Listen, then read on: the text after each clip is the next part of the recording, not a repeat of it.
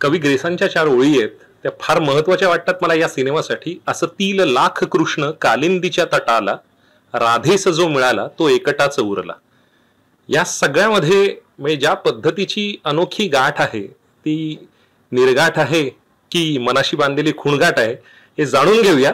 माझ्यासोबत 2 दिग्गज माणसं आहेत, महेश दादा आणि श्रेयस. तुमचं खूप खूप स्वागत. आणि अर्थात गौरी तुझंही. महेश दादा, नात्यावरचं वेगळं भाष्य, मग अस्तित्व असेल, निदान असेल, वेगवेगळ्या टप्प्यांवरून खरं तर तू आणि स्त्रीमन जर मांडावं, म्हणजे काकस्पर्श असेल किंवा तशा अर्थानं नटसम्राट, वेगळा सिनेमा त्याचा प्रवाह हा तुझ्यापासून मराठीत रुजलाय. कशा अर्थाने सांगशील आणि ही अनोखी गाठ तुझ्यासाठी नेमका आता या वळणावरचं ही अनोखी घाट कशी? माझ्या कुठलाही पिक्चर घे, माझा स्ट्रेंथ इज रिलेशनशिप्स.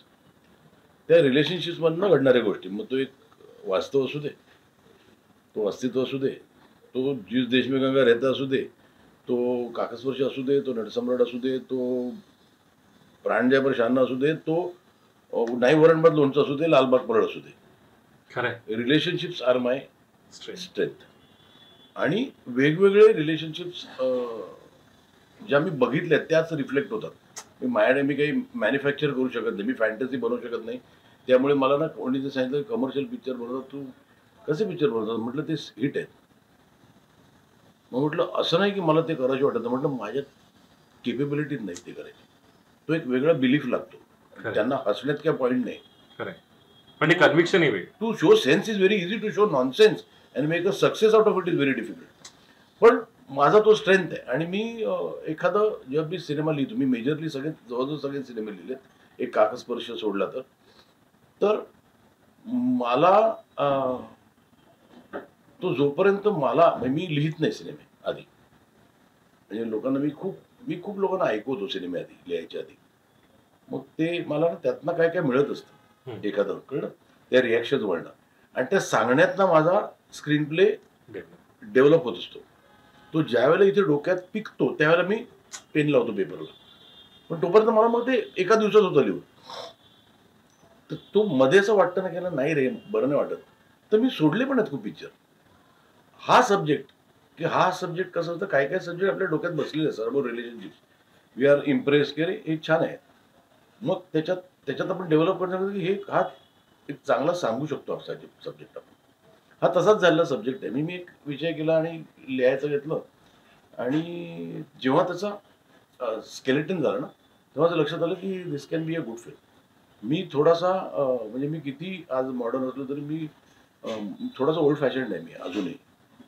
म्हणजे मला आता मी ते माझ्या लादू शकत नाही, पण म्हणजे I am a product of रात्री 9 वाजता झोपायचं. म्हणजे आज मी जेव्हा व्हेन आय लुक बॅक की माझे वडील स्ट्रिक्ट आहेत, त्यांनी जे सांगितलेल्या गोष्टी या आज वेगळ्या पद्धतीने आपल्याला सांगितलं जातं की 9ला झोपायचं, 8 तास झोप झाली तरी 5 वाजता सगळं उठायला लागायचं. सो आज जे सांगतात दिस इज अर्ली टू बेड, ते नाही रे. आधी आम्हाला आमच्या आई वडिलांनी फक्त फटके मारून सांगितलेलं. आज जरा ते समजून घ्यायला आपण पैसे देतो त्याच संस्कारासाठी, की म्हणजे हे इंटरमिडिएट म्हण किंवा दीक्षित म्हण, हे आमच्या आई वडिलांनी शिकवलेलं आहे. 8 वाजता जेवतो आपण, त्यावेळेला 7:30-8ला जेवण झाली असायची. त्याच्यानंतर आपण झोपलो, दुसरं मील ब्रेकफास्ट हे ब्रिटिशांनी शिकवलेली गोष्ट आहे रे. ब्रेकफास्टची पद्धतच नाही आहे इंडियामध्ये. आपल्या इथे 11 वाजता जेवण होतं. सकाळी चहा बी काय मिळालं ते किंवा खिमाड मिळालं तर डायरेक्ट 11 वाजता जेवण. इंटरमिडिएट आपल्याला हेच शिकवतं आणि आज आपण त्याचे गोडवे गातो. हे आमच्या नाही, म्हणजे प्रत्येकाच्या आई वडिलांनी शिकवलेलं सायन्स आहे रे. मी तसा ओल्ड फॅशनच आहे अजूनही. आणि मला आपले व्हॅल्यूज मला अजूनही वाटतं की आजच्या मुलांनी घ्यावे. I just hope. काय there is always a transition phase. आता ही मुलं जी थोडीशी त्या एका वेगळ्या झोनमध्ये मला वाटतं थकतील. मग then they will get to know की ठीक आहे आपले. आता मी वडील पण नाही, आता वडील पण जवळजवळ त्याच स्टेजमध्ये आले. आजोबा म्हणायचे ते करेक्ट. आम्ही आता आजोबा स्टेजमध्ये गेलो. तर मला कुठेतरी ते दाखवायचं होतं आणि छान पद्धतीने की तुम्ही बघा आणि तुम्ही डिसाईड करा.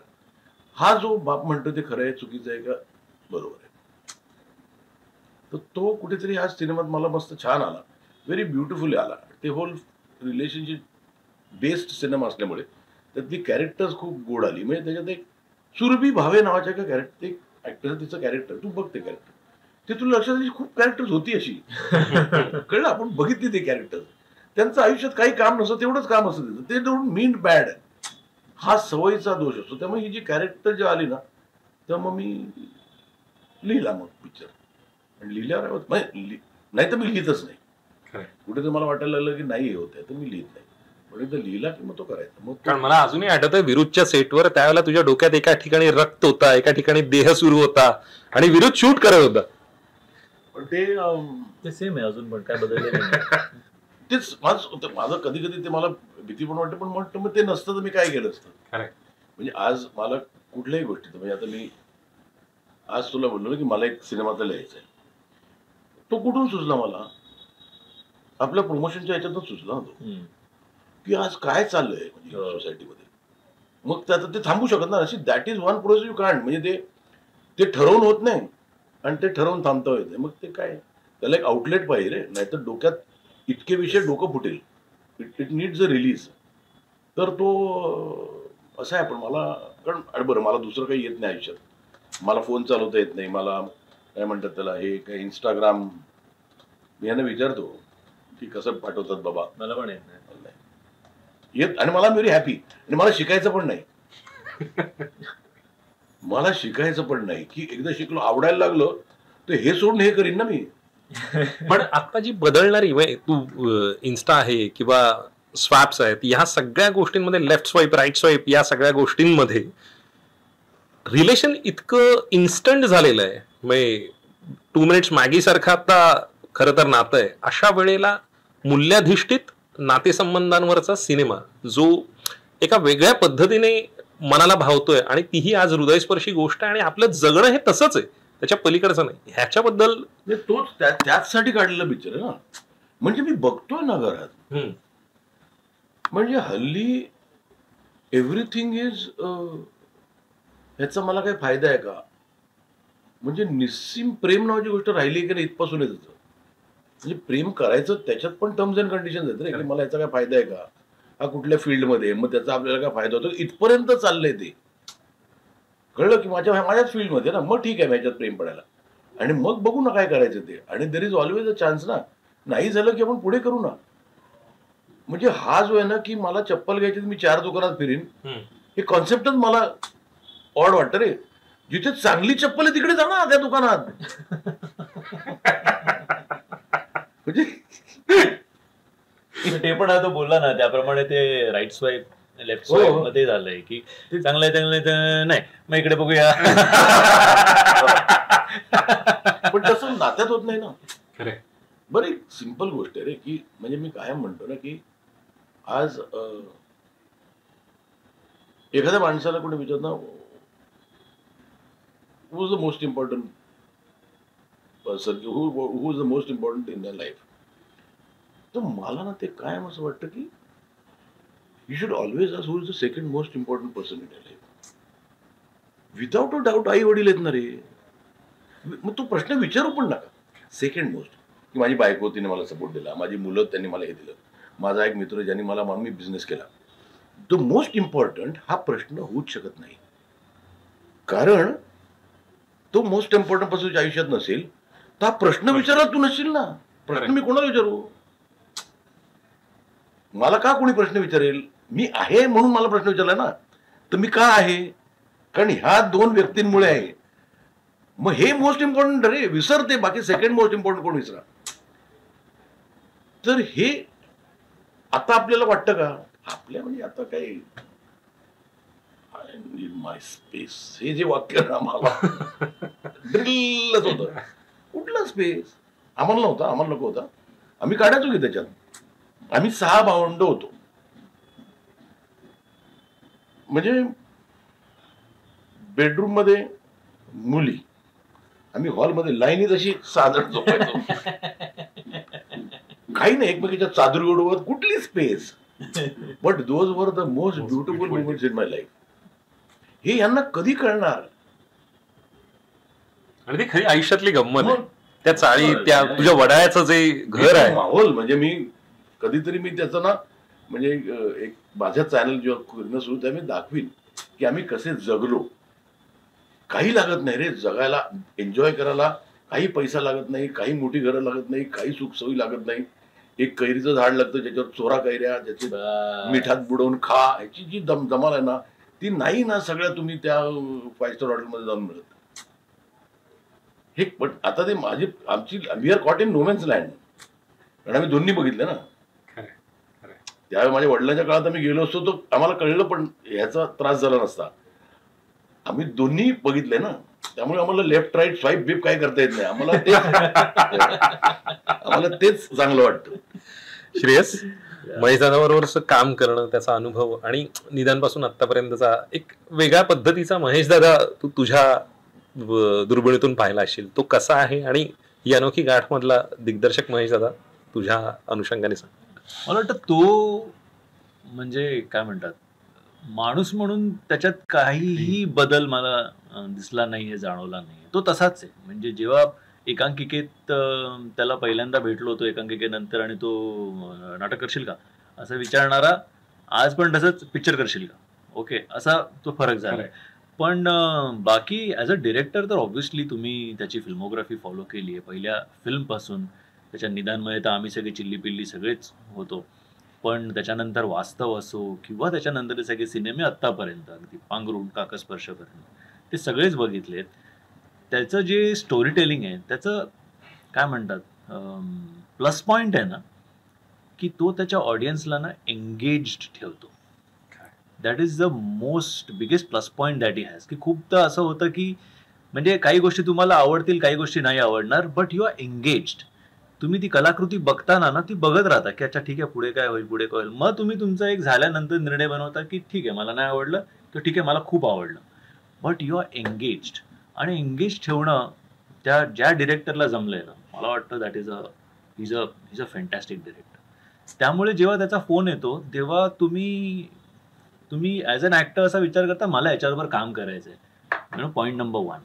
मग ती गोष्ट त्याची काय असं, मग गोष्ट चांगली असली तर अरे वा चांगल्या गोष्टी ह्याच्याबरोबर काम करायचंय. मग रोल चांगला असतो, अरे वा चांगला रोल, चांगली गोष्ट आणि ह्याच्याबरोबर काम करायचं. सो असं ते प्लस पॉईंट सगळे वाढत. But basically you want to work with him because you know की त्यांनी वाईटात वाईट पण सिनेमा बनवला ना तरी तो 10 दिग्दर्शकांपेक्षा तो चांगला असणार आहे. यु नो, सो काहीतरी त्याला एक ग्रॅव्हिटास बेसिक ते असणारच आहे. So that is what has happened with him over a period of years. But otherwise as a storyteller तो अजून पण तो तुम्हाला सेटवर रोज 2 वेगळ्या गोष्टी ऐकवतो. ओके, शूट करत असताना तो माझा सेल्फिश नीड असतो रे, मला रिएक्शन हवी असतात. हा ऐक ही गोष्ट आहे, ही गोष्ट आहे, तो ऐकवतो आणि त्या चांगल्याच असतात. त्यातल्या म्हणजे काही गोष्टींमध्ये तुम्ही नसता, अर्ध्या गोष्टी तो होत नाही, पण तो सांगत राहतो गोष्टी. त्याच्यामुळे ना तुमचं पण ना थोडी ज्ञानात भर पडते, तुमचं थिंकिंग चेंज होतं, अनुभव विश्व समृद्ध होतं खूपच. म्हणजे it is not only about learning while your working. म्हणजे या सगळ्या गोष्टींनी पण केवढे तुम्ही समृद्ध होता, केवढे इन्स्पायर होता की हा असा विचार करतो, याने एवढ्या फिल्म्स केल्या, मग आपण निदान त्याच्या अर्ध्या तरी करू शकतो का, as a director, producer, as an actor, whatever. So I think हे सगळे ऍडव्हान्टेजेस ना खूप आहे. आणि त्यातून जर का तुम्ही एक चांगली फिल्म बनवली तर obviously it is icing on the cake. Mahesh दादा, या सगळ्यामध्ये एक भावना जी हल्ली सिनेमांमध्ये दिसत नाही किंवा कलाकृतींमध्ये खूप अभावाने दिसते असं म्हणता येईल, ती भावना आहे त्यागाची. सगळं मला हवंय अशा वेळेला एक माणूस उभा राहतो आणि तो त्याग करतोय असं जे प्रोमोमधून दिसतंय त्यापर्यंत आणून ठेवतं. ही भावना आत्ता मांडावी किंवा आत्ता त्याला रिलेटेबल आणि रिलेव्हन्स या दोन्ही अर्थाने तुला कसं वाटतं? म्हणजे काय की that is the way I have grown up, that is the way I believe.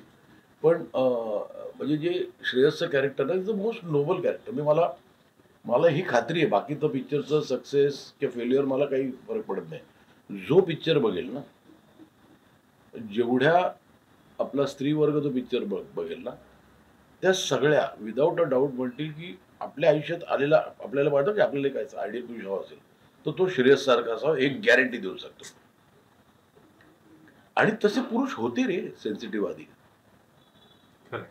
आता ती म्हणजे त्याला काय आपल्या दोन चेटात पॉईंट नाही. आजची लाईफस्टाईल तशी झाली आहे की इट इज अ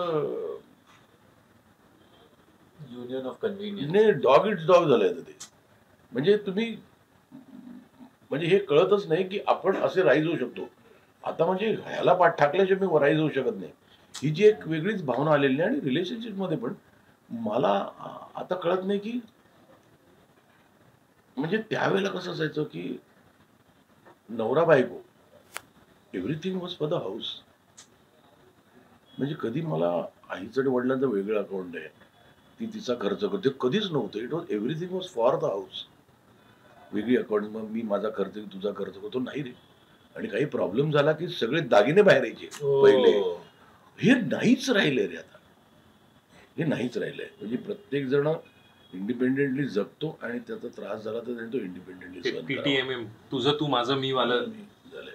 ते मला कुठेतरी एक मला जो होप ह्या मुलांना दाखवायचा, मी कुठून दाखवीन? माझ्या सिनेमातून दाखवीन ना. मला ते माझं ते मीडियम आहे. म्हणजे आज एक टीचर शिकवेल कुठे, शाळेत शिकवेल.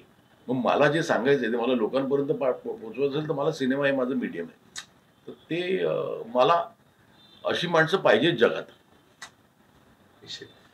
कुटुंब ते आतापर्यंतचा प्रवास, महेश दादासोबतचा एक वेगळं तशा अर्थानं असणारं नातं, आणि आत्ता गौरी हा सिनेमा तुझ्यासाठी नेमकं कसं आहे, आणि अर्थात तुझं पॅशन वेगळ्या अर्थानं जगायला मिळतंय. देहवानही काल जे रिलीज झालेलं पाहिलं, खूपच सुंदर, अप्रतिम. काय सांगशील? कुटुंब म्हणजे पप्पांमुळेच मला कुटुंब करता आला. कारण आधी मी फक्त डान्स करायचे आणि मला वाटलं पण नव्हतं की मी कधी ऍक्टिंग करेन. पण कुटुंब केला, मग पांघरुण केला आणि मध्ये धक्का. सो सगळ्यात मला खूप शिकायला मिळालं. कारण ह्या वयात मला एवढ्या मोठ्या मोठ्या कलाकारांबरोबर काम करायला मिळणंच खूप त्यासाठी ग्रेटफुल आहे मी. छान वाटतंय. आता तुझ्याबरोबर सगळ्यात जास्त बोलली असेल छान वाटते. आपण त्याच्या आधीच जे एवढं बोलली. पण गौरी, महेश दादा सेटवर समजवतो सीन, म्हणजे कारण एक तू परफॉर्मर आहेस, पण ही गोष्ट ऍक्ट करून दाखवायची. काही गोष्टी नृत्यातून ती खूप सहजगत्या दाखवतेस किंवा एखादं कॅरेक्टर उभं करता येतं. पण तुझ्या मनात काय घालमेल चाललेली असते एखादी सीन वाचताना किंवा महेश दादा सांगत असताना? तू कशा पद्धतीने त्या गोष्टीला रिॲक्ट करतेस? नाही, सीन तर आम्हाला म्हणजे जेव्हा सीन असेल त्याच्या आधी 5 मिनिटं मिळतो. कारण पप्पांना ते स्पॉन्टेनिटी हवी असते. कारण त्यांना प्रिपेअर केलेलं नाही आवडत. त्यामुळे मी कधी प्रिपेअर केलंच नाहीये. पण डान्स मला नालंदामुळे ऍक्च्युली खूप कनक मिस आता नाही सॉरी, पण नालंदामुळे खूप हेल्प झालं. कारण भरतनाट्यममध्ये आम्हाला नवरस शिकवतात. त्याच्यामुळे जरी पप्पांनी कोणता सीन सांगितला तर मला माझं डान्स थ्रू मी थोडंसं ट्राय करते की ओके ह्याच्यात थोडंसं हे इमोशन लागेल, पण बाकी पप्पा सांगतील तसंच असतं. म्हणजे आता ही जगणं खूप सोपं तशा अर्थानं, तू मग आशू असेल, सत्या असेल, गौरी असेल, वेगळ्या अर्थानं किंवा जीव असेल, या सगळ्यामध्ये तुला कशा अर्थानं ऍज अ फादर म्हणून हे सगळं बघताना, आणि एक मामीला मी ज्या पद्धतीने आपलं मिक्तालाही पाहिलेलं आहे, तर त्यावेळेला तो इंडस्ट्रीचं एक पालकत्व अप्रत्यक्षरित्या तुझ्याकडे, आणि ते अख्खं लीड करणं, आज तशा अर्थानं लीडर म्हणून आपल्याकडे निर्णायकी अवस्थेत असताना हे सगळं घेऊन चालताना नेमका हा कुटुंब, हा प्रवास खूप मोठा होतो. आणि कशा अर्थानं तू या सगळ्याकडे पाहतोस? मी काय आहे माहिती ना की मला काय म्हणजे मिक्ता वॉज माय बेबी. आणि मला ते 6 वर्ष केल्यानंतर मला त्यांना काय मिळालं की मी एक 10-1 कोटी रुपये घालवले असतील, बाकी काही नाही. मी आत्ता घर घेतलं स्वतःच. तर खूप पैसे, पण त्याचा गम नाही मला. माझं फंडाच वेगळा आहे. माझं म्हणणं की एक आयुष्य मिळतं, सगळं करून बघा. म्हणजे पैसे ठेवून जाऊन काय मिळतं? माणूस बेला की मेला रे, संपलं. आणि एव्हरीबडी लर्न्स टू सर्व्हाइव्ह. आणि माझी मुलं तशी बिंदास आहेत. म्हणजे अश्विनी म्हणा, सत्य म्हणा, जीव म्हणा, गौ म्हणा. मला वाटतं की चल ना, गया तो गया. मी कधीच I have never cried over spilled milk. मी कधीच म्हटलं ते केलं नसतं तर माझं हे झालं तर नाही. एव्हरी फेलियर मधनं पण मी शिकलोय काहीतरी. आणि मला त्याचं काहीच गम वाटत नाही. बरं,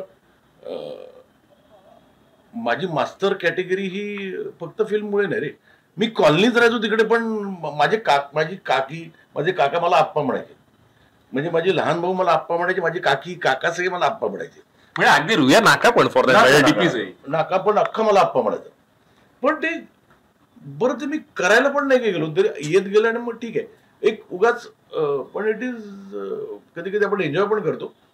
पण कधी कधी काय होतं म्हणजे उगाच एक म्हणजे उगाच माझा बागलबुवा पण गेला जातो. म्हणजे आमच्या कोणालाही लहान मुलांना आमच्या घरात सगळ्यांची, म्हणजे आता मेधाच्या बहिणीचा मुलगा, बहिणीच्या मुलीचा मुलगा हे खाल्लं नाहीच तर महेश येईल म्हणून मला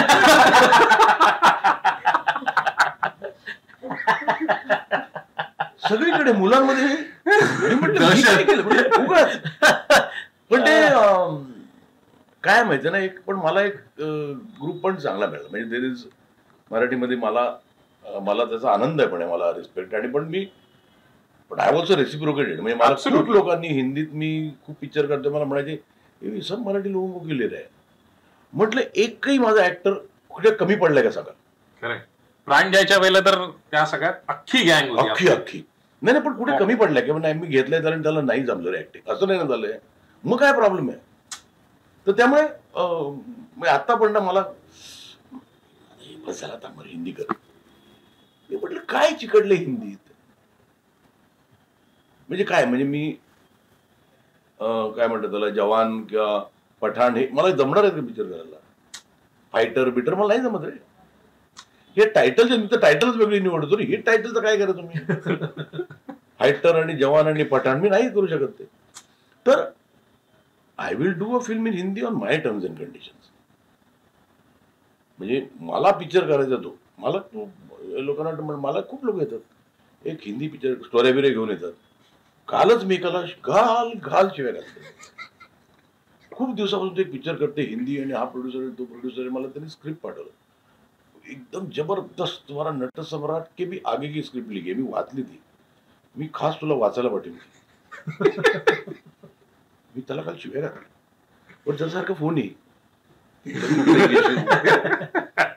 म्हणजे त्याला वाटलं मी मस्करी करतोय. म्हटलं मैंने लाइफ में इतना बकवास स्क्रिप्ट नहीं सुना. अच्छा फिर मैं तुमको स्विट्जरलैंड भेजतो. मला काही कळलं नाही. छोडो वो हम कर लेंगे किसी से. स्वित्झर्लंड भेजते. स्वित्झर्लंड म्हणजे काय, एक बंगालमध्ये पिक्चर आला स्वित्झर्लंड नावाचा.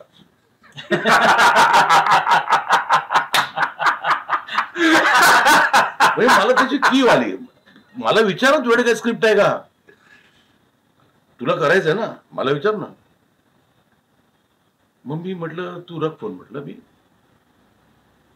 प्रॉब्लेम आहे क्या स्क्रिप्ट में? म्हटलं मी रख फोन. म्हटलं मग मी म्हणजे ते जात नाही ना गपचूप. म्हटलं बघितलं काय आहे स्वित्झर्लंड. तो म्हणजे तू ट्रेलर बघशील तर तो ट्रेलर मला परत त्याला फोन करून शिवायला शॉट. बरं तू माझे पिक्चर बघितलेस ना, बरं ते नसेल कोणी ते पिक्चर बोलले, त्यांचं कन्व्हिक्शन येणार आहे ते.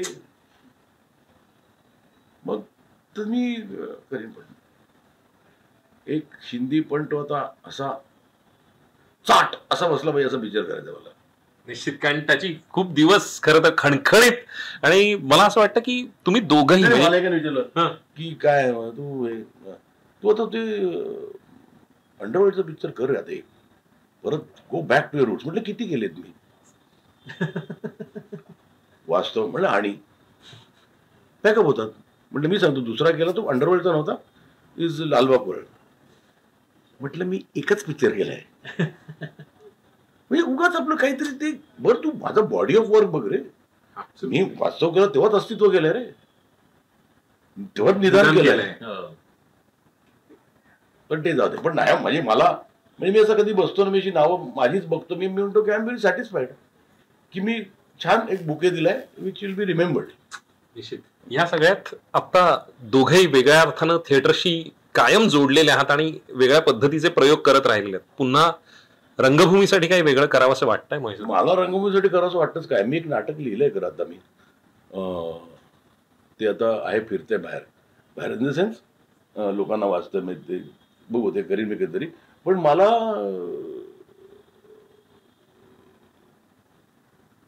नाटक ना असं म्हणजे माझ्या डोक्यात असं होतं ना की मला मला एक प्रोड्युसर म्हणाला की आपण एक म्युझिकल मी आता जसं मुघले आझम मला किंवा देवदास केलं त्यांनी फिरोज तसं नाटक करायचं. म्हटलं माझी भयंकर इच्छा आहे, पण म्हटलं मग तिकडे करायचं तर मग तुम्हाला स्टेजवर मला पॅरिसला जाऊन जर का ऑपेरा करायचं असेल तर म्हटलं मग लालबाग परळ करा. If I have to show something to that audience, मला हे पिक्चर नको रे, मला कुचकुच होत्या नाही करायचंय, मग तुम्ही लालबाग आपण त्याचं म्युझिकल करू. मला आवडेल ते करायला. मी त्यात होल कलरच दिसतो, मला पॅलेटच इतकं ब्रिलियंट आहे ना, आपल्याला सगळे सेट बीट वापरून त्यातलं म्युझिकल करून कडक करता येईल. मला खूप आवडेल करायला ते. म्हणजे मी त्याच्यासाठी मी पाहिजे तर वर्षभर मी ब्रेक घेईन सिनेमापासून ते करायला मिळालं तर. या सगळ्यात एक स्क्रिप्ट तू खूप वर्षापूर्वी ऐकवलेलीस, ती गोष्ट झालेली आहे, जुनं फर्निचर नावाची, आणि त्याच्याबद्दल प्रचंड कुतूहल आहे. आणि धनू आता बोलत असताना म्हणाला उसका खाली प्रोमो दे तू हिल जायगा, म्हणजे धनूच्या तोंडून हे वाक्य येणं, आणि त्याच्याही पेक्षा स्क्रिप्ट मला तू त्यावेळेला ऐकवलेलीस नुसतीच आपण एका प्रवासात असताना. तर त्या सगळ्या गोष्टींबद्दल तू सविस्तर बोलशील, पण त्याची एक झलक तू सांगावीस असं मला वाटतं. आता हे माझं आता माझं पूर्वे हे आहे ही अनोखी गाठ, ह्या पोराबद्दल बोलूया. निश्चित. श्रेयस, ह्या सगळ्याबद्दलच्या एका कन्क्लुडिंग स्टेटमेंट तुझं काय असू शकेल? म्हणजे अनोखी गाठ तुझ्यासाठी नेमकं आता या वळणावर काय पद्धतीचं असतं? काय नाही, मला जेन्युइनली असं वाटतं की लोकांनी थिएटरमध्ये जाऊन सिनेमा बघावा, आणि एकदा ते थिएटरमध्ये गेल्यावर ते एन्जॉय करतील हे निश्चित. म्हणजे जेव्हा आम्ही फिल्म आत्ता बघितली तेव्हा अर्थात केल्यानंतर एकत्र film Wien you see it together and Wien you see it for the first time, तुम्हाला साधारण एक आयडिया येते की होल्ड करते की नाही करते, की एंटरटेन करते की नाही करते, एंगेज करते नाही करते. सो ते एंगेज करते, एंटरटेन करते, होल्ड करते. It's a nice family film. आणि मी मगाशी म्हणाल त्याप्रमाणे की फिल्म लोक प्रोमो बघतात आणि त्यांनी तेव्हाच ठरवलंय की त्यांना ही फिल्म बघायची आहे की नाही. आम्ही बाकी प्रमोशन मधनं फक्त त्यांना डेटची आठवण करून देत असतो की 1 मार्च पासून चित्रपटगृहात. सो तुम्हाला जेव्हा वेळ मिळेल तेव्हा तुम्ही जा, पण थिएटरमध्ये जाऊन फिल्म बघा. निश्चित. एक शेवटचा प्रश्न, तुम्ही दोघं टेक्निकली फायटर आहात, परिस्थितीशी आयुष्याशी वेगळ्या अर्थानं 2 हात केलेले आहेत. आता जगणं एक दुसऱ्या पर्वातलं वेगळ्या अर्थाचं सुरू आहे. कशा अर्थाने आता ऑडियन्सला किंवा काय, कारण हेल्थ कॉन्शियस आपण म्हणतो, पण खरंच असतो का? आणि या सगळ्याकडे आत्ताचा तुमचा टेक काय आहे त्याबद्दलचा, की जगणं खूप सिरियसली आपण एखादा झटका आल्यानंतर घेतो, आत्ताचं ते पर्व तुम्ही अनुभवताय, म्हणजे जगणं आणि 2 हात करून त्या सगळ्या गोष्टींची किंमत मोजलेली आहे त्या गोष्टीची. आता त्या उंबरठ्यावर किंवा तसं होऊ नये यासाठी लोकांना काय सांगणं असतं? माझं थोडं you are asking the wrong person. म्हणजे आय टेल यू खरंच, मी स्मोक खूप करायचो आणि मग मला त्याचं खूप कसं सोडा करायचं. एक दिवस अचानक आय डोंट नो, मला खोकला आला, मी खिशातनं सिगरेटचं पाकिट काढलं आणि मी 10.5 वर्ष सोडलं. आणि मग मी थोडंसं मग वजन वाढले म्हणून मी हेल्थ कॉन्शियस झालो, थोडंसं व्यायाम बिम केला, छान 10.5 वर्ष सिगरेट सोडली आणि मला कॅन्सर झाला. आता काय म्हणशील? त्यामुळे व्हॉट आय फील इन इथे आहे ना, ते जात नाही. आता जर too many things which are affecting you, म्हणजे the air you breathe also is wrong today. एवढं एअर क्वालिटी इंडेक्स खराब आहे. आज तुम्ही जी भाज्या बनवताना, भाज्या खाताना त्यात इतके केमिकल्स आहेत ना, त्याचा हिशोबाच्या बाहेर. त्यामुळे जे व्हायचं ते होणार आहे असं मी ठरवलं. 10.5 वर्ष सोडल्यानंतर व्यायाम केला, जेव्हा कॅन्सर झाला ना, तर म्हटलं इसमें से सर्वाइव हो जाऊंगा ना तो मैं अपने टर्म्स एंड कंडिशन पे जीऊंगा. त्यात मला 3 स्टेंट आहेत. पहिलं 3 स्टेंट मॅन आहे मी. मला ब्लॅडर नाहीये, माझा खोटा ब्लॅडर आहे. मला एव्हरी 2 तासानंतर मला लू मध्ये पळायला लागतं. सगळं आहे. I have accepted everything. And मी म्हणतो की I will live an absolutely carefree life until the day I die. तुला आमचंही सगळ्यांचं आयुष्य लाभो हीच आमची इच्छा आहे.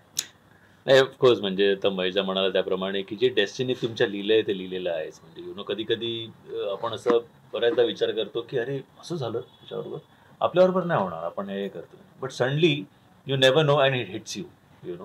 सो आणि ते कधी कधी ते तू कोणाबरोबर तरी झालेलं तुम्ही एक एक्झाम्पल म्हणून तुम्ही ते बघता आणि मग अचानक तुमच्याबरोबर एक काहीतरी होतं and you become an example. So मला एवढंच वाटतं की जे आहे ते होणारच आहे. ओके, पण थोडं आपण जर का हेल्थ चेकअप्स करत राहिलो एव्हरी 3 months किंवा एव्हरी 6 months, तर ॲटलिस्ट काही गोष्टी तुम्ही टाळू शकता किंवा काही गोष्टींमधनं तुम्ही सांभाळू शकता. बाकी तर लाईक आता मी पण काय म्हणजे तेलकट तुपट नाही, दारू नाही, सिगरेट नाही, काय नाही, पण तरी सुद्धा हार्ट अटॅक आला, अरेस्टमध्ये गेलो, 2 स्टँड टाकले, but you need to move on. ठीक आहे, झालं, it was an accident, it happen, पण आता पुढे मी काय करू शकतो ते मी सांभाळणार आहे. परत जे होणार आहे ते होणारच आहे ना, आपण काय म्हणजे अमरत्व घेऊन आलो नाही आहोत कोणीच. बट आय थिंक ॲटलिस्ट एक चेकअप करत राहिलो तर जरा त्यातल्यातच आपण स्वतःला वाचवायचा जास्त प्रयत्न करू शकतो. मला या सगळ्यामध्ये तुमच्या हे काय माहिती ना, फक्त माझं काय म्हणणं आहे की आता चेकअप आम्हाला काही दुसरा पर्याय नाही ना. मला तशी डेट लावून करायला लागतं. मला कॅन्सर आहे, मला पेट स्कॅन कायम करायला लागतो की आलाय काय. पण तुम्हाला जेवढं फिजिकली रोग मारतो ना त्यापेक्षा मेंटली जास्त मारतो. त्यामुळे ते तिकडून काढून टाका. मी तेच म्हटलं ना, you are alive until you are dead. तर त्यामुळे तुम्ही डेडचा विचारच करू नका. नाही ते होईल, पेट स्कॅन करायचा बाहेर नाही आहे ना, चल 6 महिन्याचं टेन्शन नाही मला. मी आत्ताच केलंय मी, त्यामुळे आता मला 6 महिने मला डॉक्टर मला हसतो. मी 10.5 वर्ष सोडली, मला सिगरेट खूप आवडते, मग मी परत सुरू केली. मला म्हणाला मरशील. मी म्हटलं की म्हणलं तू लिहून दे की मी सिगरेट सोडली तर मी मरणार नाही. तो म्हणाला तुझ्याशी कोण वाद घालेल. निश्चित मला फक्त हेच महत्वाचं वाटतं की तुमच्या दोघांची जी विल पॉवर आहे ती कुठल्याही सुपर मार्केटमधून विकत नाही आणता येणार. त्यासाठी स्वतःला त्या पद्धतीने त्या मुशीत घडवावं लागेल. Wish you love luck and success ही अनोखी गाठसाठी आणि इतका आपलेपणाने लेट्सअपशी बोललात. मनपूर्वक धन्यवाद आणि ऋणी आहे. थँक्यू. थँक्यू.